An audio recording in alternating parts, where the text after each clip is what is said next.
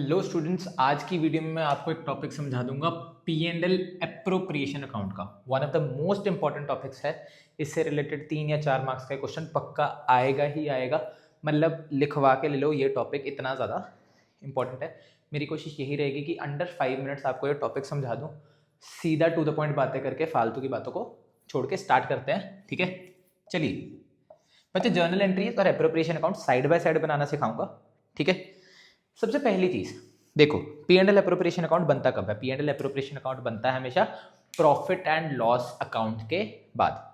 तो जब profit and loss account में से सारे चार्जेस आपको ऑलरेडी पता क्या होते हैं, जब सारे चार्जेस को निकाल दिया, लगा दिया, उसके बाद जो प्रॉफिट बचता है वो सारे का सारा शिफ्ट होता है P and L appropriation account में, प्रॉफिट हो या लॉस हो। सबसे पहले ट्रांसफर एंट्री समझते हैं ऑफ प्रॉफिट। देखो बच्चे, प्रॉफिट बढ़ने पे क्रेडिट, कम होने पे डेबिट। तो जब मैंने पी एंड एल अकाउंट से प्रॉफिट शिफ्ट कर दिया P and L appropriation account में, तो P and L appropriation account में प्रॉफिट बढ़ा, तो इसलिए P and L appropriation account credit हो गया। और क्योंकि उसको शिफ्ट कर दिया गया पी एंड एल अकाउंट से, तो पी एंड एल अकाउंट में प्रॉफिट कम हुआ, इसलिए उसमें से डेबिट हो गया। तो एंट्री हो जाएगी P and L account debit to P and L appropriation account. ठीक है जी। अब यहां पे देखिए बच्चे, P and L appropriation account क्या हो रहा है? Credit. P and L appropriation account हो रहा है क्रेडिट, इसीलिए उसकी क्रेडिट साइड पे लिख देंगे जो उसको करने वाली चीज थी, प्रॉफिट एंड लॉस अकाउंट। यहां पे नेट प्रॉफिट ट्रांसफर हो गया। ट्रांसफर ऑफ लॉस की बात करते हैं। अब लॉस बढ़ने पे डेबिट, कम होने पे क्रेडिट। लॉस ट्रांसफर हुआ है तो पी एंड एल अकाउंट से लॉस हट गया। अगर पी एंड एल अकाउंट से लॉस हटा तो लॉस कम हुआ, लॉस कम होने पे क्रेडिट हो गया, तो P and L account credit हो जाएगा। एंड उसी तरह अगर आप ध्यान से देखो, P and L appropriation account में लॉस की मात्रा बढ़ गई, लॉस बढ़ने पे क्या होता है? डेबिट, इसलिए P and L appropriation account debit. Entry हो जाएगी P and L appropriation to P and L account. अब इधर ध्यान से देखेंगे, P and L appropriation account क्या हो रहा है? डेबिट। उसको डेबिट करने वाला कौन है? पी एंड एल अकाउंट, इसलिए डेबिट साइड पे लिख देंगे पी एंड एल एप्रोप्रिएशन। भैया जी, डेबिट किसने किया है? To P and L account. आ गई बात समझ? तो ट्रांसफर ऑफ लॉस भी हो गया। अब यहाँ पे बात करते हैं सारे खर्चों की। अब यहाँ पे वो वाले खर्चे आते हैं जो हमने पार्टनर को पे करने होते हैं, जो सारी होती है हमारी एप्रोप्रिएशन सिर्फ तो पे की जाती है अगर हमारा प्रॉफिट हुआ है। जैसे कि पार्टनर की सैलरी, रेम, कमीशन, उनको जो इंटरेस्ट ऑन कैपिटल उनकी कैपिटल पे बनता है, वो सब जो हमने देना है, उसकी 2 एंट्रीज होती हैं।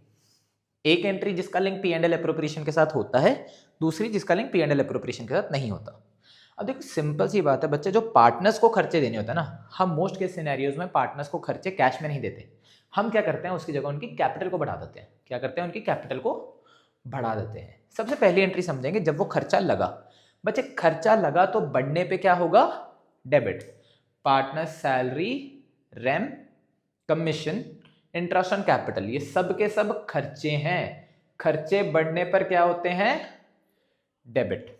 और एज आई सेड कि हम उनकी कैपिटल को बढ़ा देते हैं rather than paying them in cash, तो उनकी कैपिटल बढ़ी, कैपिटल बढ़ने पे क्या हो जाएगी? क्रेडिट। तो एंट्री क्या हो जाएगी? Partner salary, rem, commission, IOC account debit to partners capital account. सबकी इंडिविजुअल सेपरेट हो जाएगी एंट्री। बट अगेन मैंने आपको बोला था टू द पॉइंट समझाऊंगा, फालतू में टाइम वेस्ट नहीं करूंगा। 10 एंट्री अलग अलग लिख के ईजी करना काम है मेरा, कॉम्प्लिकेट करना नहीं है काम। ठीक है जी। अगला आ जाते हैं।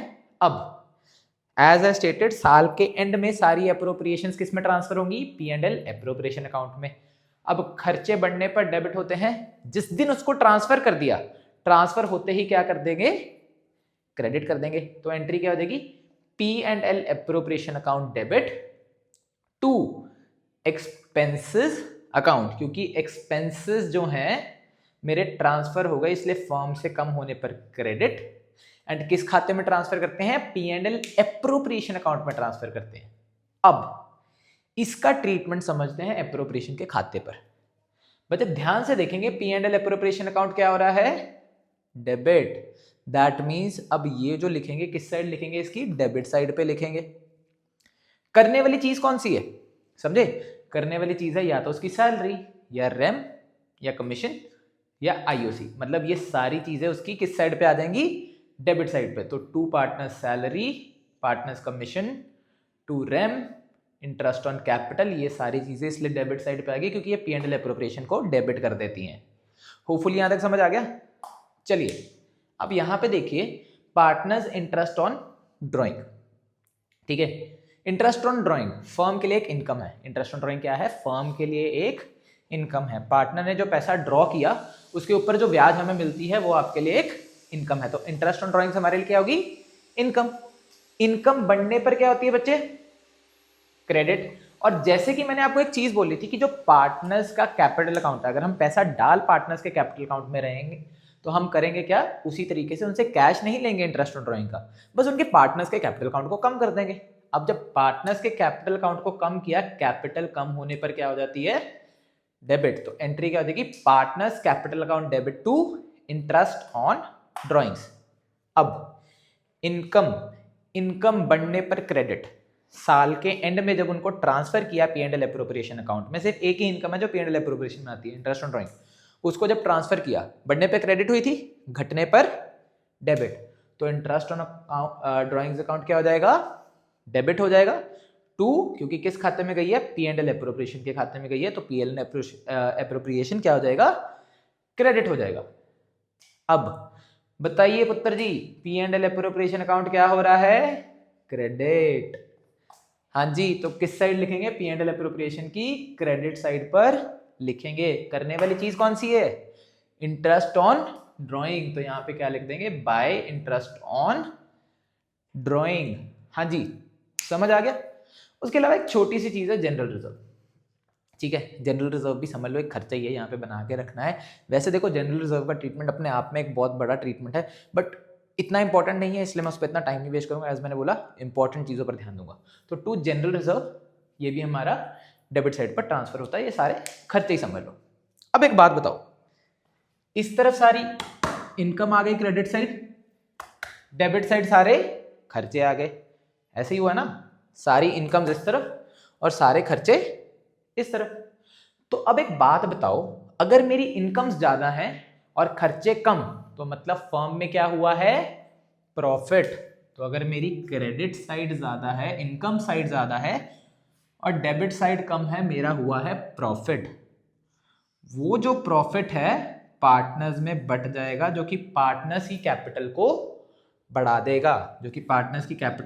देगा, तो उसकी भी जर्नल एंट्री क्या होगी? P&L appropriation account debit to partners capital account, क्योंकि पार्टनर्स की कैपिटल बढ़ गई। ठीक है, ये हमारी क्या होती है बच्चे? ये हमारी होती है balancing figure. On the other hand, अगर मैं बात करूं बच्चे, इनकम ज्यादा है, सॉरी खर्चे ज्यादा है, डेबिट साइड ज्यादा है और इनकम कम है। अब अगर मेरे खर्चे ज्यादा हो गए तो मेरा क्या हुआ है? नुकसान। और नुकसान पार्टनर्स की कैपिटल को क्या कर देगा? कम कर देगा। तो एंट्री क्या हो जाएगी? Partners capital account debit to P&L appropriation account. और इसको हम किस तरफ शो करेंगे? बैलेंस आउट करने के लिए इस फिगर को शो किया जाएगा ऑन क्रेडिट साइड।